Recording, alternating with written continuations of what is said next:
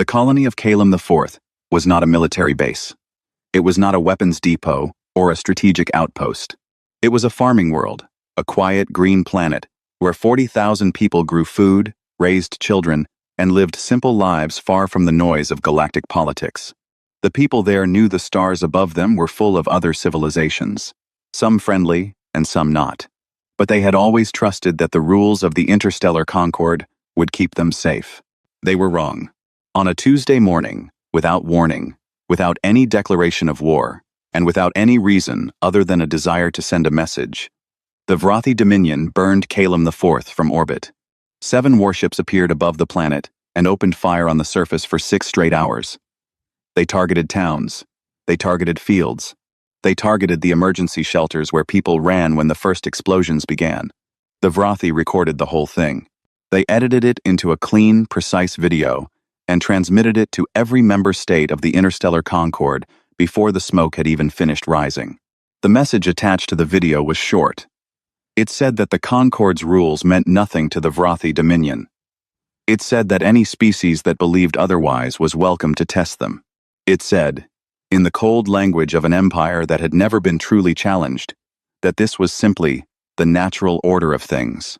40,000 people were dead by the time the video finished playing in the Concord chambers. The chamber was silent for a long time after the footage ended. Representatives from dozens of species sat in their seats and said nothing. Some of them looked down at their tables. Some of them looked at the human delegation. A few of them quietly began composing statements of condolence. Elena Vasquez sat at the human table and did not move. She was a small woman with gray hair and tired eyes, and she had been humanity's ambassador to the Concord for 11 years. She had spent those 11 years in that chamber, arguing, negotiating, warning, and compromising. She had watched the Vrathi push the edges of Concord law for years. She had stood at that same podium more times than she could count and delivered the same careful, measured words. She stood up now. The room watched her. She walked to the podium slowly, and when she reached it, she stood there for a moment, without speaking. Then she looked out at the chamber at the hundreds of alien faces watching her, and she spoke in a voice that was completely calm. For 11 years, she said, I have stood here and told this body that there are certain things humanity will not accept. Not as a policy, not as a political position, as a fact. She paused. We told the Vrathi Dominion this directly, more than once.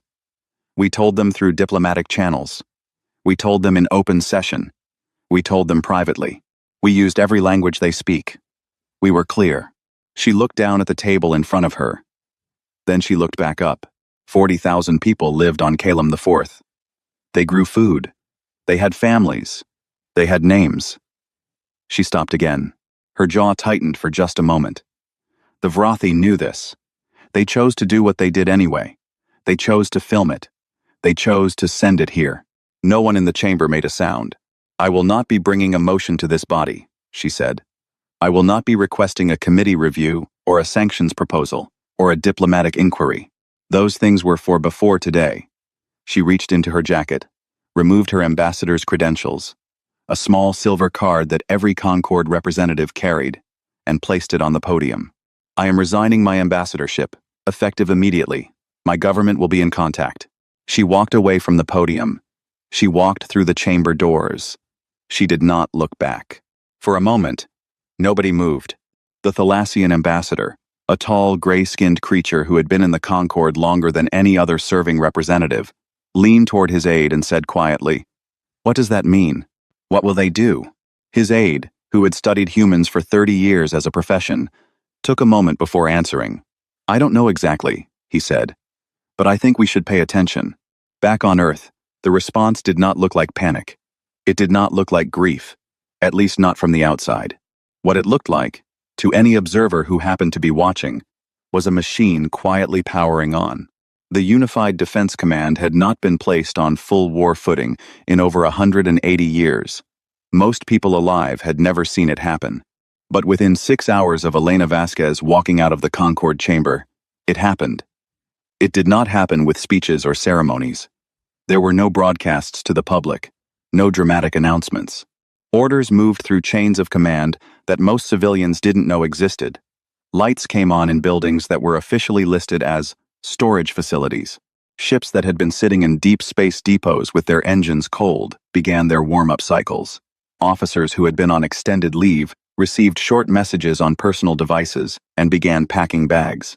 A Thalassian intelligence analyst, watching the data feeds from human space, noticed the changes within the first 12 hours.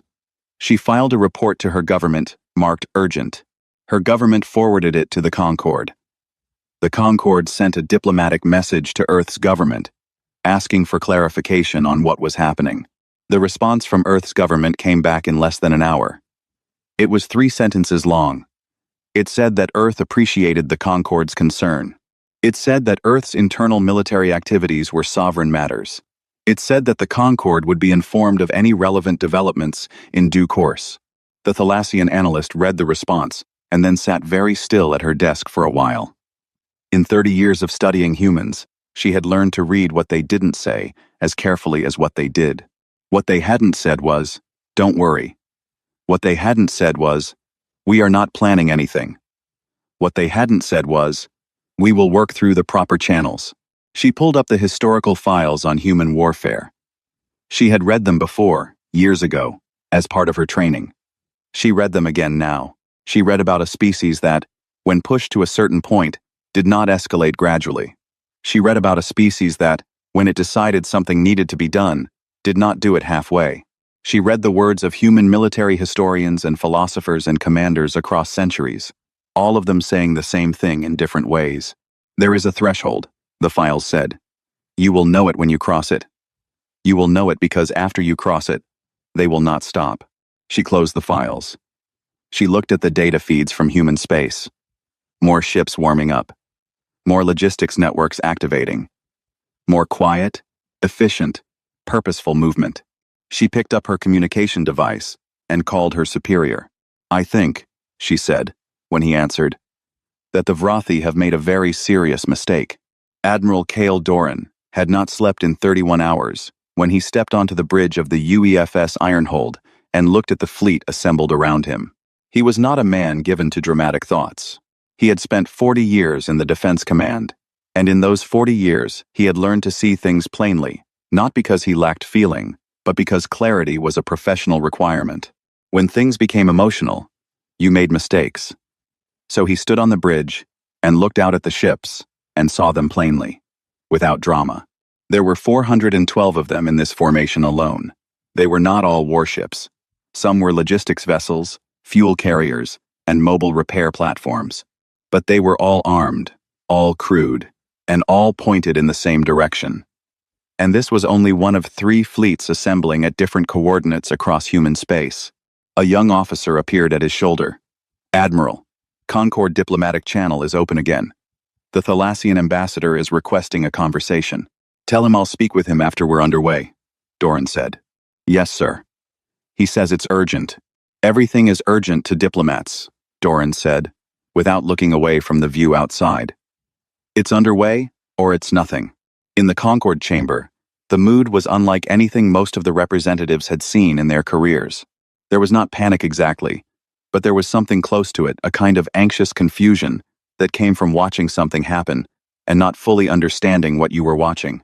The Vrathi ambassador, a broad-shouldered creature named Drevak, sat in his seat with his arms crossed and an expression that mixed contempt with something he would not have admitted was unease.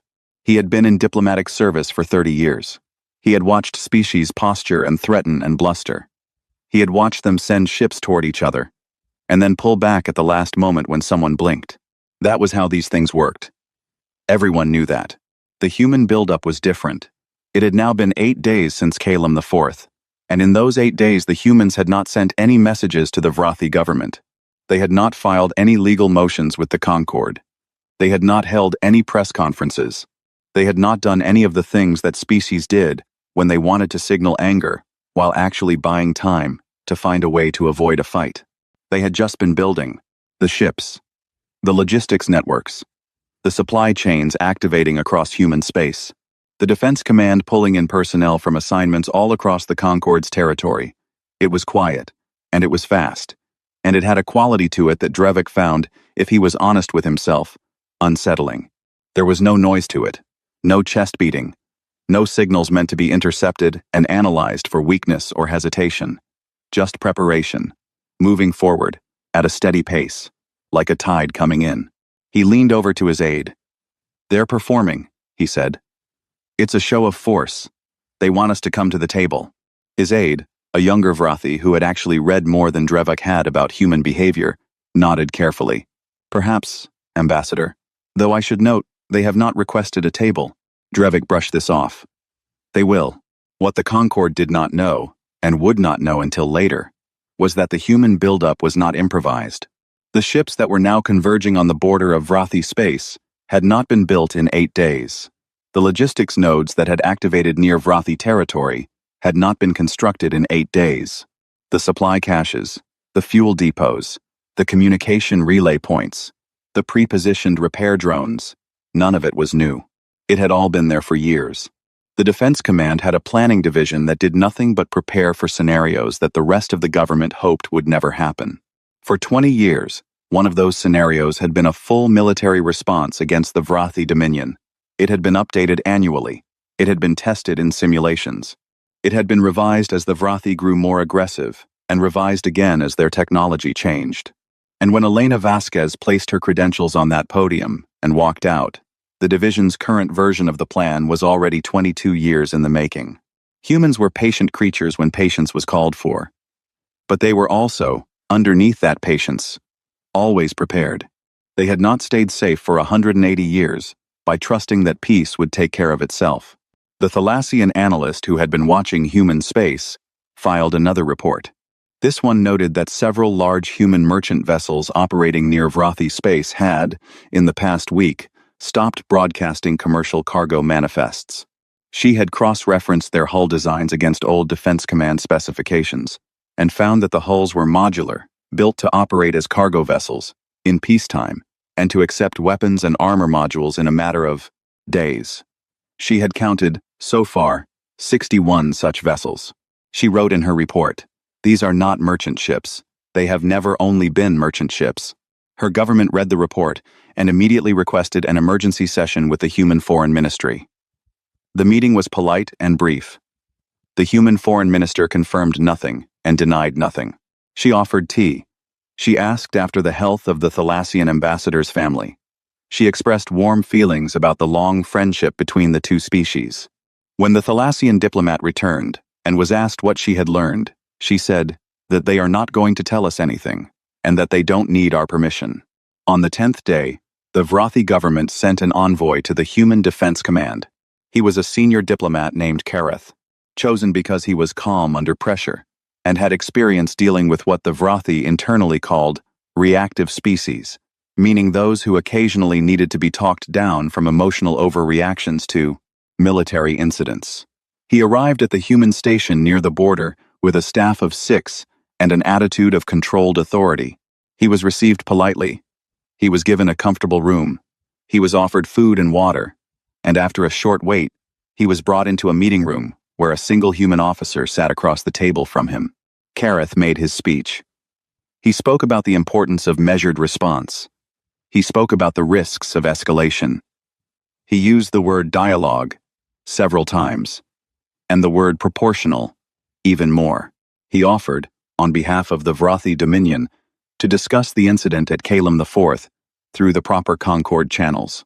The human officer listened without speaking. When Kareth finished, the officer reached across the table and placed a small data chip in front of him. "What is this?" Kareth asked. "A projection," the officer said. "Vrathi fleet losses, modeled over the next 90 days. The accuracy on these models runs around 94%. He paused. "You should take it home and show your military advisors." Kareth looked at the chip. Then he looked at the officer. "Is that all?" "That's all," the officer said. Kareth took the chip. He returned to Vrathi space. He showed the projection to the High Command. The room was quiet for a long time. The numbers were very specific. They were not round numbers meant to frighten. They were detailed by ship class, by engagement point, by time of loss. They read like a document written by someone who had already decided how the war would go and was simply informing the other side. The High Command Senior General set the data chip down and looked around the room. "They're bluffing," said one of the commanders. No one else spoke. Fleet Lord Tesseric had fought 11 wars. He had fought border skirmishes against the Pelhari and won. He had crushed the Dunnic Collective's rebellion in 3 months. He had broken 2 separate species into client states through a combination of precision strikes and starvation blockades. He was not considered a cruel commander by Vrathi standards. He was considered efficient. He did what was needed. He won. That was the measure of a commander in the Dominion. He had studied the humans before the war began, because he studied every enemy before engaging them. He had read intelligence reports. He had watched footage of their military exercises. He had reviewed the data chip that the envoy Kareth had brought back, and unlike some of his colleagues, he had not dismissed it as a bluff. He had taken it seriously. He had adjusted his defensive formations. He had positioned his best ships at the points the human projection identified as primary attack vectors. He had felt prepared. He had been wrong. The first wave of human ships crossed into Vrathi space on a Thursday. They did not announce themselves. There was no declaration of war transmitted, not because the humans didn't know how to observe that formality, but because they had, weeks earlier, sent a single formal document to the Vrathi government, stating that the attack on Calum IV was itself an act of war, that humanity's response would follow, and that no further notice would be given. The Vrathi government had filed this document under hostile rhetoric. They had not taken it seriously. The first wave hit Tesseric's forward positions hard. He responded as trained, pulling his flanking ships in to cut off the human advance. The projection on the data chip had predicted this exact engagement point, and he had doubled the defense there. For the first several hours, he felt like he was holding. Then, the second wave came from a completely different direction. And while his forces were adjusting to that, a third strike hit the shipyard at Vreth Station not from space, but from a team of human soldiers who had been moving through the asteroid field near the station for 2 weeks in low-powered vessels designed to look like debris. They had been patient and quiet and invisible, and now they were inside the station. The shipyard was destroyed in 4 hours. Tesseric stared at his tactical display and understood, for the first time, the difference between an opponent who was reacting to him and an opponent who had been thinking about this longer than he had. The war did not go quickly, but it went steadily, and it always went in one direction. Human forces did not fight the way the Vrathi fought. The Vrathi style was aggressive, direct, and focused on breaking the enemy's will through overwhelming visible force. You hit hard. You made it clear that resistance was too costly. Your enemy made a calculation and surrendered. That was war. The humans were doing something different. They were not trying to break the Vrathi's will. They were trying to remove the Vrathi's ability. There was a difference, and Tesseric came to understand it slowly and painfully over the weeks that followed. Every human strike targeted something functional: shipyards, fuel processing stations, weapons manufacturing facilities, communication arrays, supply lines. The humans mapped the Vrathi war machine as if they had studied it for years, which Tesseric would eventually learn. They had, and they went through it piece by piece. They were not performing. They were not making a point. They were simply, methodically, taking apart everything that allowed the Dominion to fight. And when the Vrathi responded, and pushed back, and caused human casualties, the humans did not slow down. This was the part Tesseric came back to again and again in his mind. In the quiet hours on his command ship, when the battle reports were in and the numbers were what the numbers were. They did not slow down. Every species he had ever fought had a point where the losses became too heavy and the emotional weight of the dead began to show in command decisions: hesitation, caution, a pulling back. He waited for that point in the humans. He watched for it. He planned around it, building defensive positions designed to maximize human casualties at key points, betting that grief and fatigue would eventually do what his ships could not. It never came. They brought a prisoner to him on the 44th day of the war.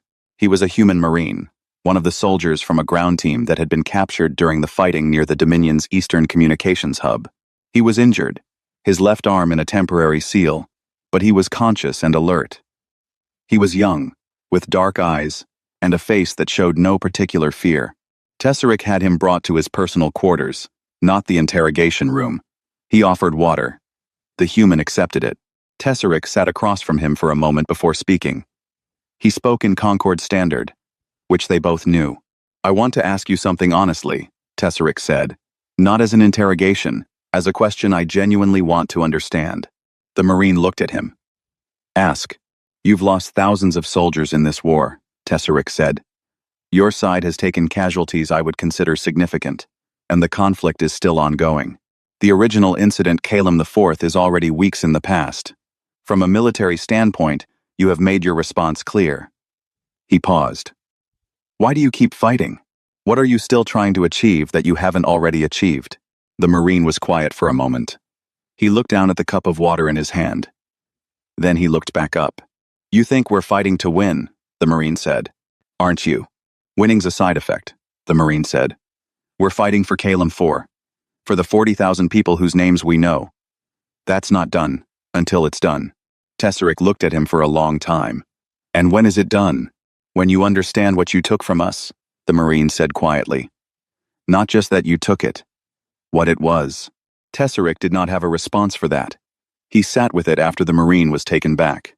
He sat with it for a long time, and in the quiet of his quarters, something he had always treated as a professional certainty that everyone had a breaking point, that everyone calculated costs and benefits, and eventually chose survival over principle, began, for the first time, to feel uncertain. Back in the Concord, the other species watched in near silence. The Thalassian analyst published an internal briefing that circulated quietly through several governments. It said plainly that the Concord had collectively misread humanity for 2 centuries. It said that humanity's patience and willingness to compromise had been mistaken for a fundamental preference for peace over conflict, when in fact, it had always been a choice that remained available only as long as certain things were not touched. It said that the Vrathi had found those things and touched them anyway. A junior Concord diplomat from a small species called the Merith read the briefing and sent a private message to his superior. It said, "We should go through our own records. Every time we treated a human complaint as minor. Every time we assumed they would let something go. I want to know how many lines we are near." His superior read the message. Then he went through the records. He did not sleep well that night.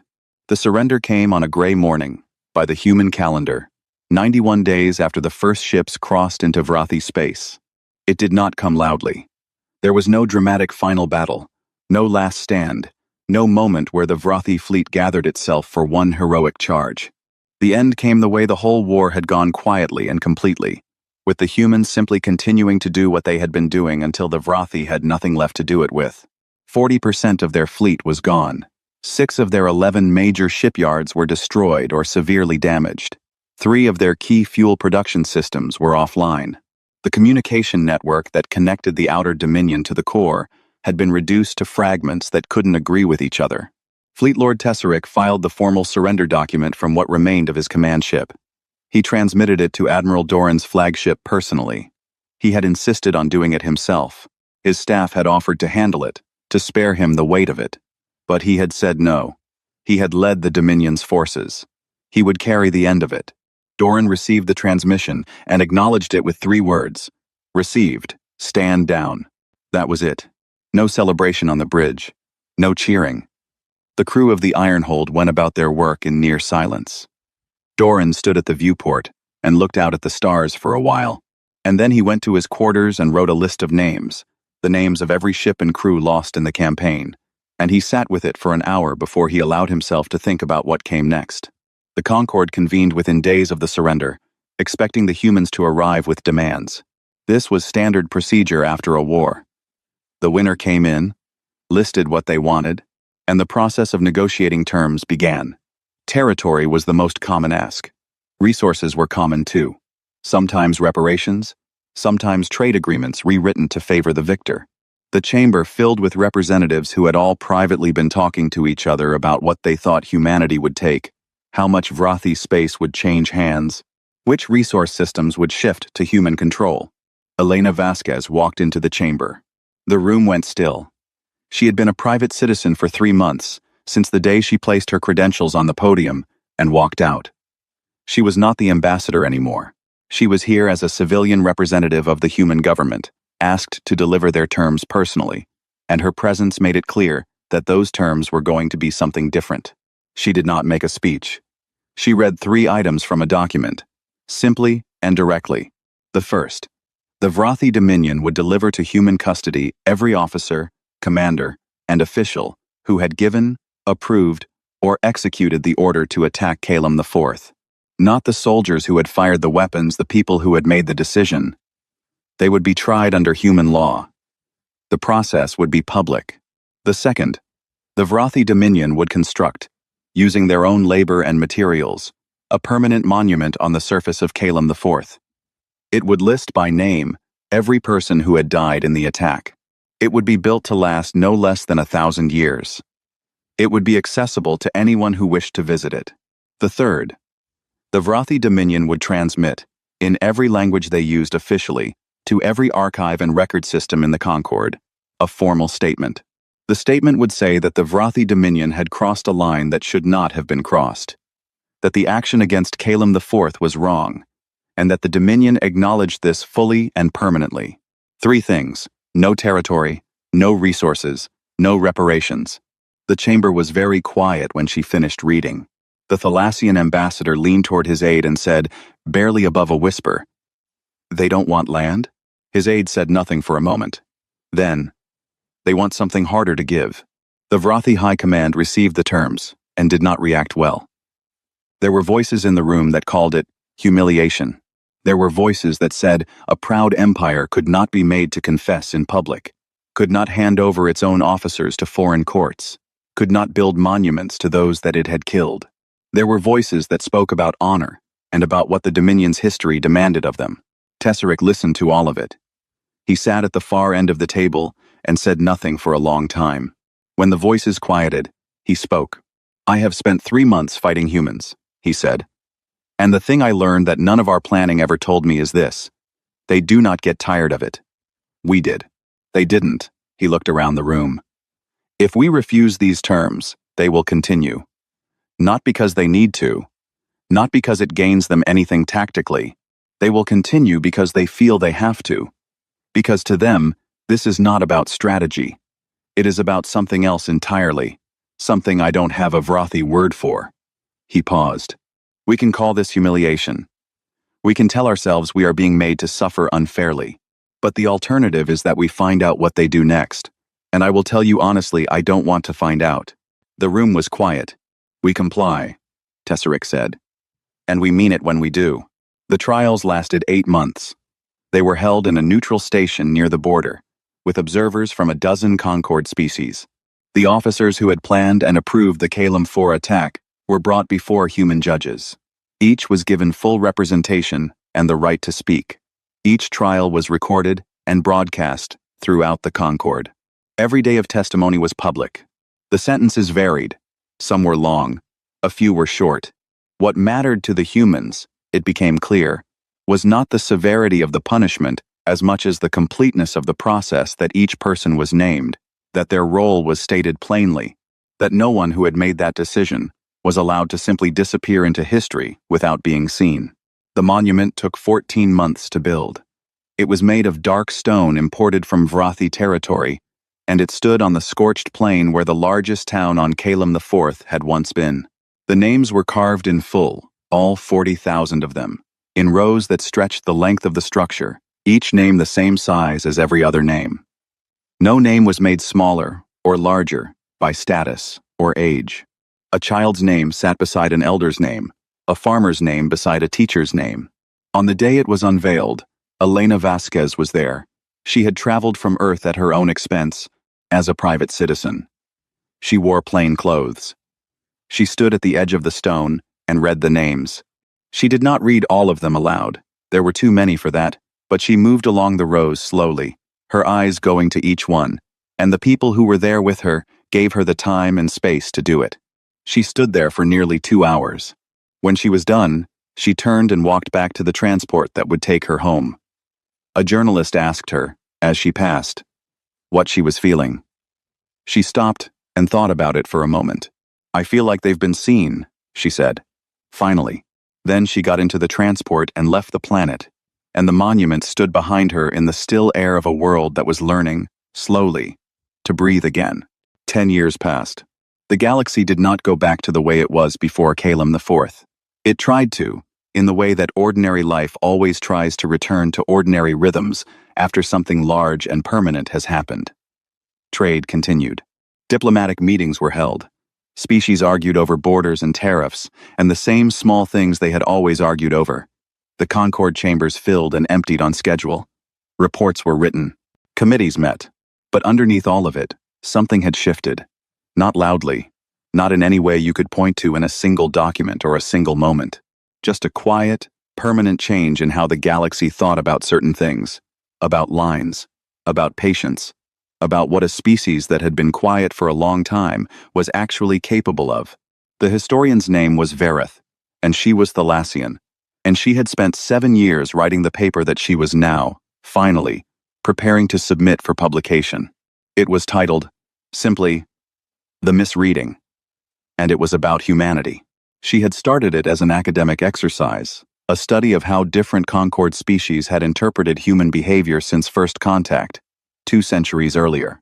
She had expected to find the usual mix of misunderstandings, cultural biases, and information gaps.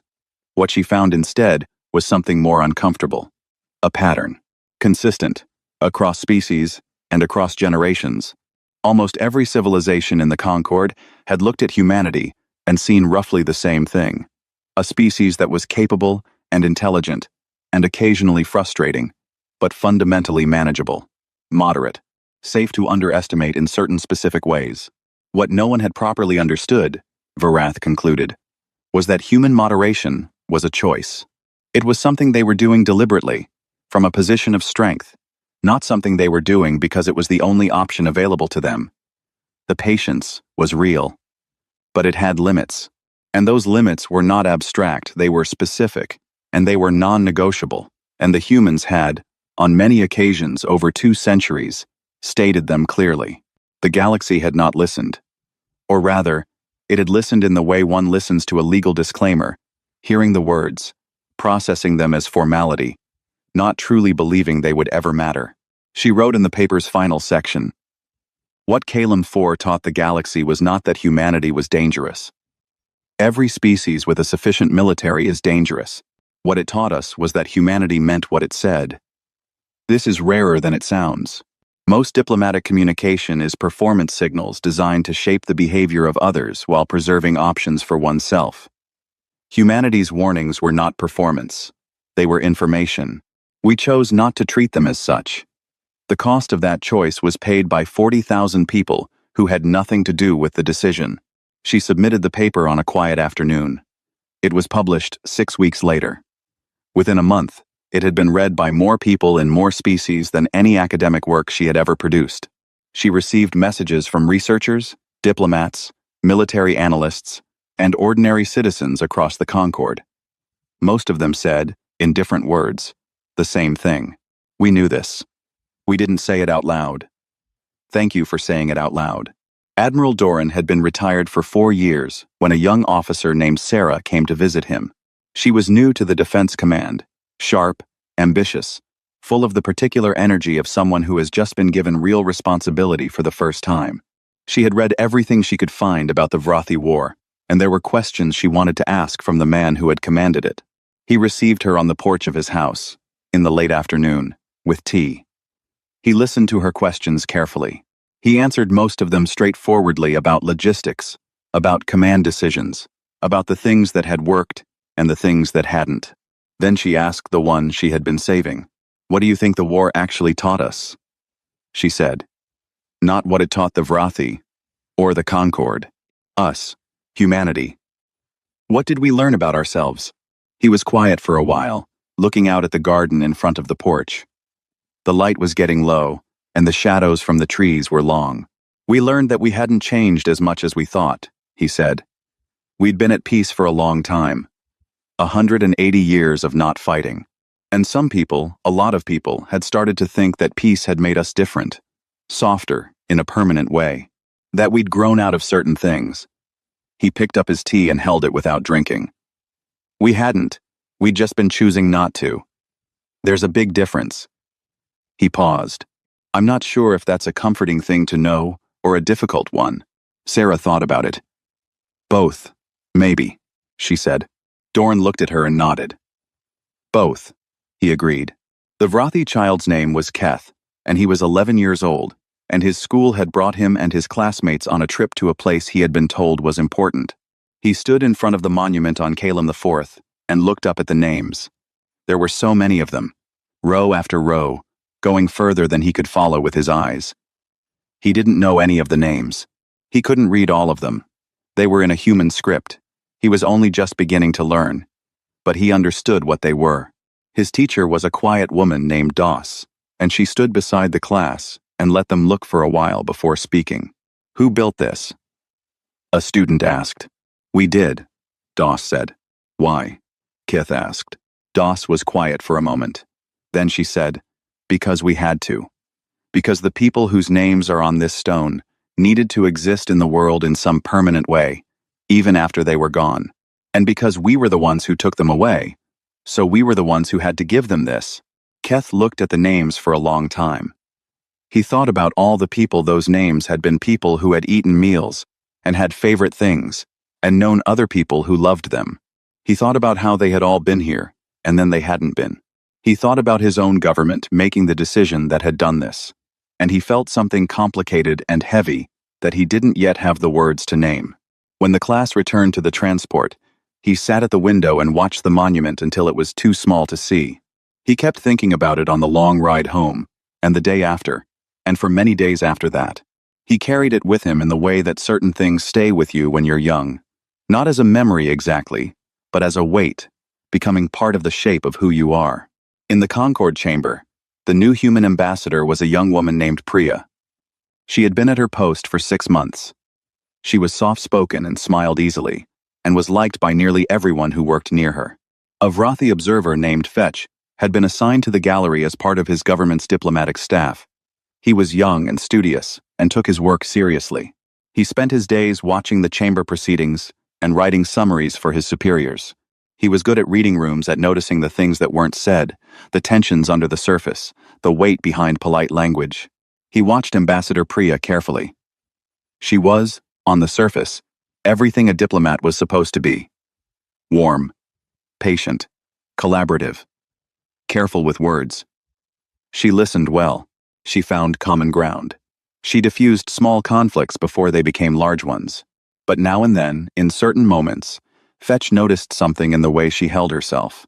When a discussion touched on something that seemed to matter in a deeper way, a brief stillness, a precision that appeared for just a second in her eyes before the warmth returned.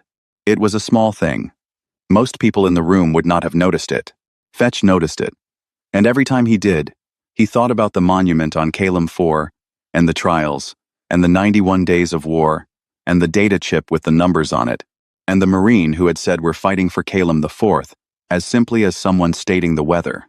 He thought about what Vereth's paper had said, about warnings that were information, not performance.